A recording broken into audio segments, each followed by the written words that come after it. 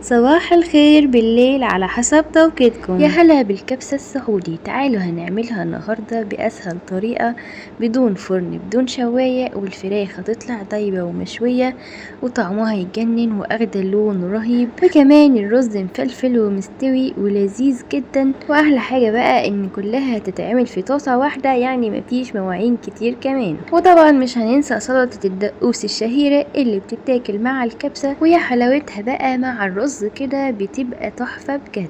لو اول مرة بقى تتابعوني ما تنسوش الاشتراك في القناة وفعلوا جرس التنبيهات عشان يوصلكم كل جديد. ويلا نشوف هنعملها ازاي. اول حاجة طبعا هنبدأ بيها هي الفراخ. عندك بقى فرخة قطعيها على 4 أو على 8 زي ما تحبي. هحط بقى شوية من الزيت في الطاسة، وبعدين هسيب الزيت يسخن كويس جدا، وهنزل بالفراخ علشان اول ما احطها كده تاخد صدمة وما تنزلش المية اللي فيها وتفضل جوسي. واول ما اخدت لون قلبتها على الناحية التانية، وبعدين فضلت اقلب فيها كده على كل جنب شوية لحد ما اخدت لون من كل ناحية كويس جدا زي ما انتوا شايفين كده. ودرجة اللون دي مهمة علشان طبعا احنا مش هندخلها الفرن ولا شوية، فهو ده بقى اللي هيفضل مديها اللون الجميل. وبعد ما اخدت لون حلو كده زي ما انتوا شايفين، جبت فصين من الثوم قطعتهم قطع صغيرة وحطيتهم على الفراخ لحد كده ما تشوحوا مع بعض وريحة الثوم تطلع. وبعدين نزلت عليهم بقى ببصلاية متقطعة مكعبات صغيرة، وقلبتهم كده مع بعض لحد ما البصل يدبل. ومهم جدا بقى ما نسيبش البصل لحد ما لونه يغمق خالص علشان هيغمق لون الرز ومش هيبقى لطيف. وطبعا احنا لسه ما حطيناش اي توابل، فهنجهزها بقى. هنحتاج معلقة صغيرة من الكزبرة والكمون والفلفل الاسود والبابريكا والثوم البودر والبصل البودر وبهارات الفراخ، او ممكن تستبدلوها بمرقة الدجاج عادي جدا. وكمان معانا نص معلقة صغيرة من الكاري ونص معلقة صغيرة من الكركم وحبة من اللومي وحبتين مستكة، وكمان ورقتين لورا وفصين من الحبهان وربع معلقة صغيرة من جوز الطيب ومعلقة كبيرة من الملح. وكمان المفروض يبقى فيه عود قرفة خشب، بس انا بصراحة نسيت اضيفه للتوابل. ضفت بقى التوابل وبعدين زودت مية على الفراخ لحد كده ما بدأت تغلي معايا، وبعدين غطيت عليها 5 دقايق وهديت النار شوية وقلبتها على الناحية التانية. وشايفين بقى هنا الفراخ برضو هتبدأ تاخد لون علشان احنا حاطين بقى توابل وكركم وكاري، فده برضو بيديها لون حلو جدا. واهم تركة بقى ما تسيبوش الفراخ على الناحية اللي فيها الجلد في الشوربة كتير علشان تفضل محافظة على شكلها ولونها.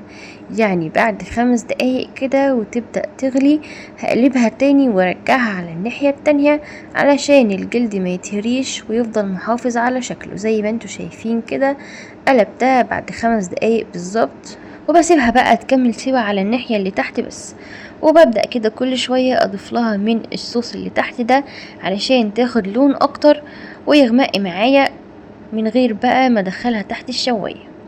شايفين هنا بقى كانت خلاص استوت بعد تقريبا تلت ساعة، وكنت مهدية النار عليها خالص زي ما انتوا شايفين كده.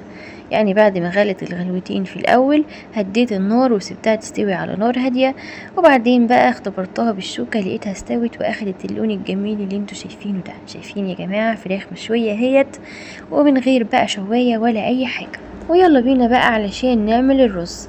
في نفس الشوربة اللي كانت باقية من الفراخ ضفت بقى كوباية من الرز البسمتي، كنت نقعاه في مية سخنة لمدة نص ساعة، يعني قبل ما ابدأ كده اعمل الفراخ نقعته، ودلوقتي بقى صفيته من المية وضفته للشوربة، وبعدين زودت شوية كمان من المية علشان حسيت ان الشوربة قليلة شوية عليه. ونخلي بالنا طبعا لان مش كل انواع الرز ينفع تتنقع، يعني في انواع بنشتغل فيها على طول من غير نقع ولا حاجة، يعني على حسب نوع الرز، فلازم تقري التعليمات اللي على الكيس علشان الرز ما يعجنش منك. واهم حاجة بقى ما تحطوش مية كتيرة كده مرة واحدة، يا دوبك المية تغطي الرز كده بشوية، وبعدين لو احتاج بعد كده ممكن تضيفوله شوية من المية كمان. وطبعا اول ما الرز يتشرب هنهدي بقى النار عليه ونسيبه على نار هادية جدا، وبعد 10 دقايق فتحت عليه لقيته محتاج مية فزودتله شوية كمان. ولحد ما الرز يكمل سوا تعالوا عشان نعمل سلطة الدقوس. مكوناتها بسيطة جدا يا جماعة، هي طماطميتين وقرن فلفل رومي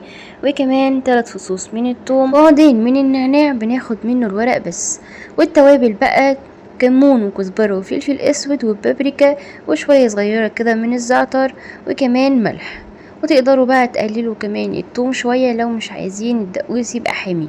ضفت بقى معلقة من الخل ومعلقة من عصير الليمون، وكمان حطيت التوابل، وكل ده بقى في الخلاط كده هضربه بعد ما حطيت نص كوباية من المية.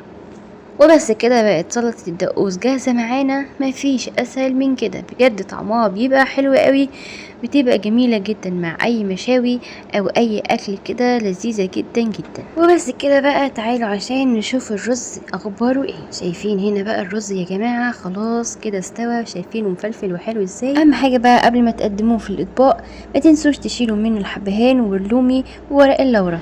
ودلوقتي بقى هفضي الرز في طبق التقديم علشان هناخد الطاسة نعمل فيها اخر خطوة معانا، وحتى مش هنغسلها، يعني هي زي ما هي كده. هنحط كده قطعة من السمنة وهنسيحها كده وننزل عليها بشوية من الزبيب. واهم حاجة تنقعوا الزبيب 10 دقايق في مية سخنة علشان ينزل السكر اللي فيه وما يتحرقش معاكم وانتوا بتحمصوه. وضفتله شوية كده من المكسرات كمان لحد ما اتحمصوا كويس جدا.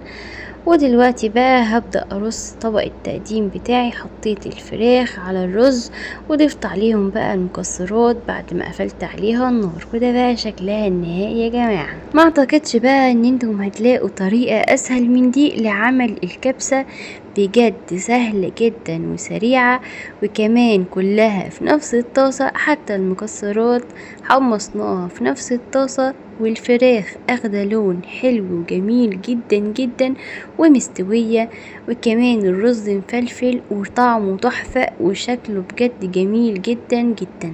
وتقريبا كده دي مش اول وصفة اعملها في الطاسة.